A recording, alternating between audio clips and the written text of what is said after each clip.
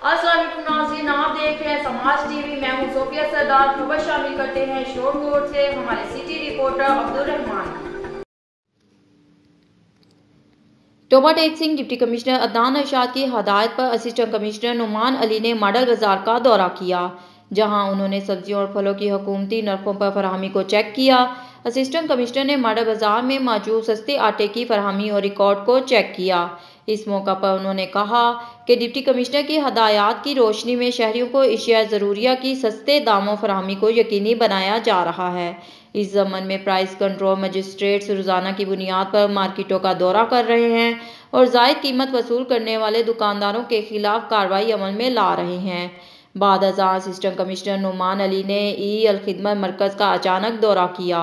उन्होंने सर्विसेज से मुतल्लिक मजमूई process, operational और टेक्निकल फ्रेमवर्क का जायज़ा लेते हुए वहां पर मौजूद दरख्वास्त गुजारों से मुलाकात की और सर्विस के मयार के बारे में दरियाफ्त किया। वहां मौजूद शहरियों ने सहूलियात की फरहमी पर इत्मीनान का इजहार किया। असिस्टेंट कमिश्नर ने हदायत की कि आवाम की रहनुमाई के लिए हर काउंटर पर वाज़ेह बोर्ड लगाए जाएं और बैंक की तफसीलात भी तहरीर की जाए ताकि आवाम को दुश्वारी का सामना ना हो। खबरों का सिलसिला जारी रहेगा। मिलते हैं एक छोटी सी ब्रेक के बाद।